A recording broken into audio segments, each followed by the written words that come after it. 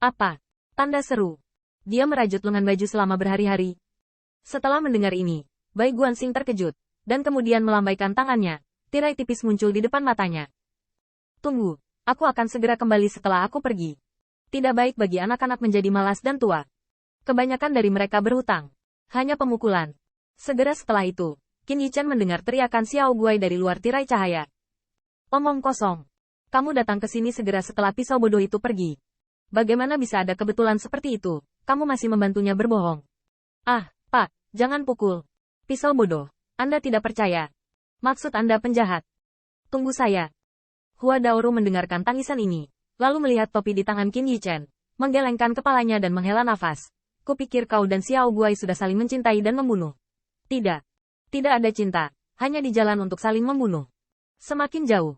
Bai Guanxing kembali, dan ketika dia melangkah melintasi tirai cahaya, dia mengenakan sabuk giok putihnya lagi, yang membuat Qin Yichen terengah-engah. Dia tidak akan meragukan aku, kan? Bai Guanxing mengangkat bahu. Tidak mungkin. Aku berpura-pura lewat secara kebetulan, tapi dia hanya ingin mengandalkanmu. Qin Yichen tidak bisa berkata-kata. Keterampilan akting Bai Guanxing benar-benar mulus. Tetapi mengapa Xiao Guai meragukan dirinya sendiri? Itu karena di hati Xiao Guai, setiap hal buruk harus diperhitungkan pada dirinya sendiri. Ini jelas merupakan pertunjukan yang tidak biasa.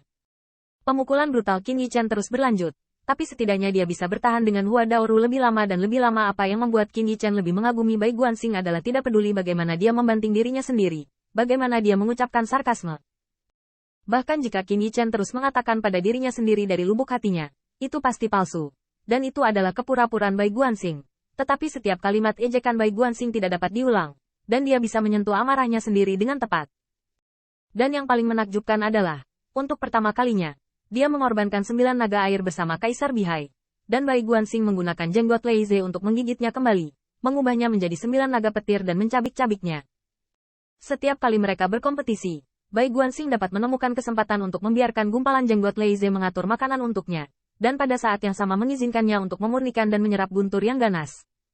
Jenggot Leize semakin berkurang, dan Qin Yichen serta Hua Daoru telah mendukung mereka lebih lama dan lebih lama. Bahkan Hua Daoru akhirnya belajar, dan telah mencari peluang untuk bertukar luka dengan Bai Guanxing. Bagaimanapun, dia adalah seorang yang sejati. Naga, tubuh ras naga. Tubuh bisa dikatakan puncak dari 10.000 ras. Kekuatan, ketangkasan, kebijaksanaan, dan kedekatan dengan dunia dan dunia, hampir semuanya berada di puncak 10.000 ras. Kekuatan semacam ini bergabung menjadi satu, dan berubah menjadi naga sungguhan yang berkeliaran di seluruh dunia. Tidak heran menjadi keturunan naga sungguhan terlahir dengan kebanggaan. Tanya Tiangwan berkembang pesat, tapi kenapa Yuan Tiandi diam saja? Waktu telah berlalu, klan Dewa Tenun. Istana, situs suci dan gunung serta danau suci yang sebelumnya hancur telah diperbaiki seperti sebelumnya. Dan sekarang mereka telah memilih untuk berdiri di sisi pelataran surgawi. Mereka secara alami dapat menerima materi surgawi dan harta bumi dari pelataran surgawi. Setelah pernikahan dengan klan Dewa, sekarang semua istana Dao dari klan Senzi adalah rumah bagi tuan dari klan Dewa. Dan tidak ada yang diizinkan untuk menghakimi. Di istana Zia, permaisuri Zia juga memasang jarum, dan jarum dewa terbang seperti awan, berubah menjadi kecemerlangan warna-warni, dan klan Phoenix, yang telah melebarkan sayapnya dan dipenuhi dengan api ilahi, sekarang membungkukkan sayap dan busurnya. Kepalanya, ini adalah Kaisar, jubah Wan Feng Fuso yang baru dibuat. Saat Nyonya Yaya menenun pakaian, gerakannya anggun bahkan lebih memusingkan, seperti menari dan bernyanyi di istana, dengan pengerjaan yang jenius. Tetapi pada saat ketika mahkota Phoenix yang diturunkan dijahit, ujung jari permaisuri Zia bergetar, benang jarum roboh, dan bulu Phoenix itu melebarkan sayapnya dan berubah menjadi burung Phoenix api, ingin menangkapnya. Jubah kaisar seperti itu tidak dapat dibordir dengan gambar, semuanya disempurnakan dari bulu burung Phoenix yang disayangi oleh surga. Namun, Phoenix adalah burung dewa di atas 9 langit. Bagaimana Anda bisa membiarkan orang lain menggambar rendah mereka sendiri dan kepala bangga?